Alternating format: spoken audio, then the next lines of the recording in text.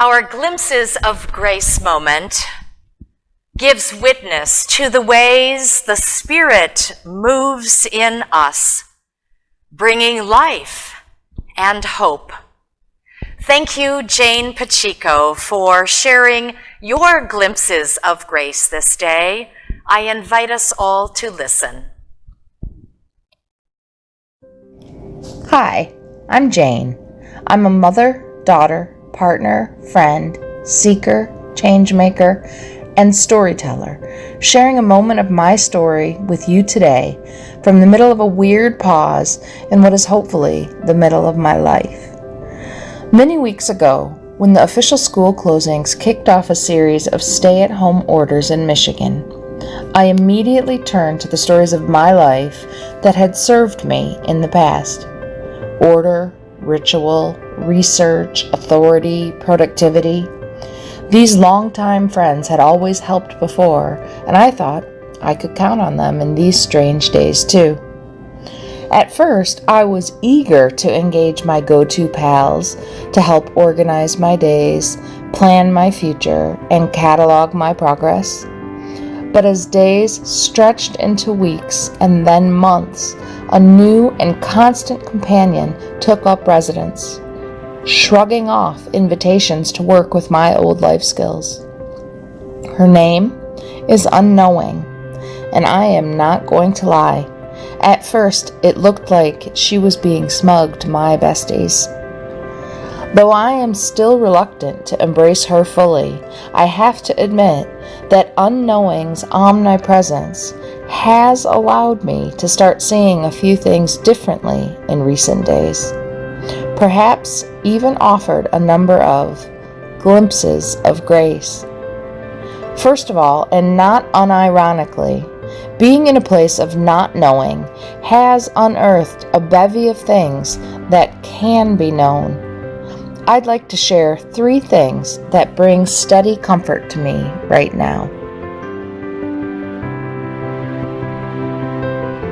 Backed by extensive psychology and neuroscience, Yale psychologist Dr. Emma Seppala asserts that social connection is the greatest human need after food and shelter.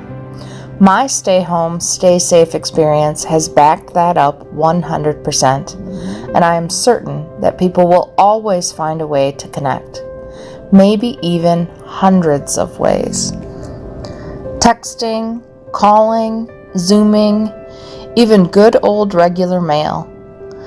We connect via all types of online learning and classes, personal and professional.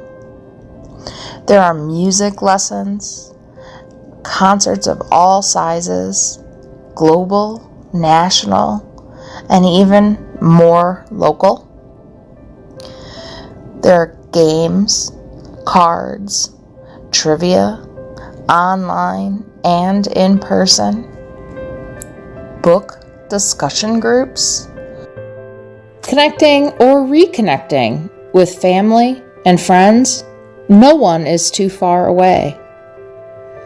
How about virtual early morning coffee clutch or happy hour get-togethers? Classmates, teachers, and schools are reaching out in the best ways. And our spiritual communities are finding new and exciting ways to bring us together too.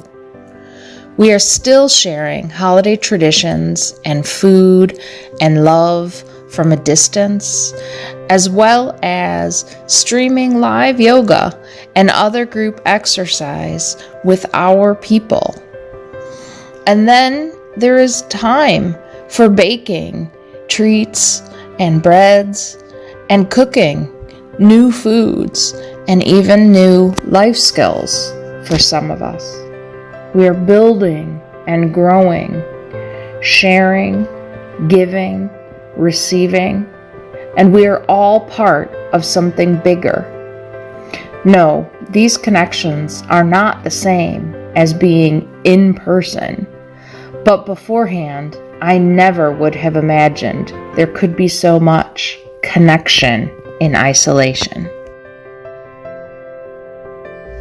While we may all have heard about being able to see the Himalayas from New Delhi, blue skies in Los Angeles, and clear water in the Venice canals, have you had a chance to observe what is happening right here at home?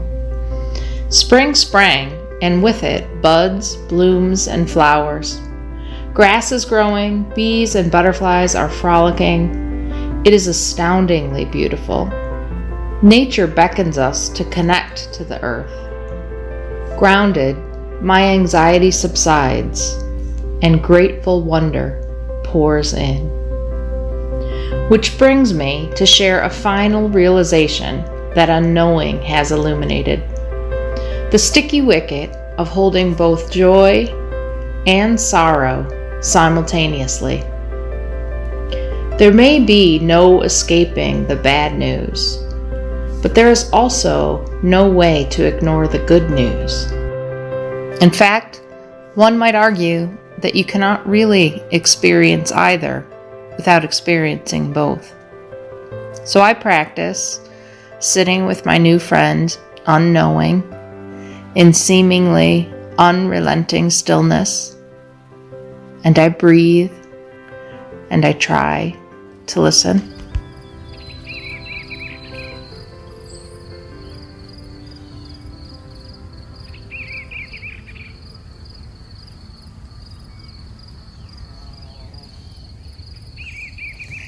How do you sit with unknowing? It is so uncomfortable. If you're still and quiet enough, maybe you will hear a distant whisper begging you to listen.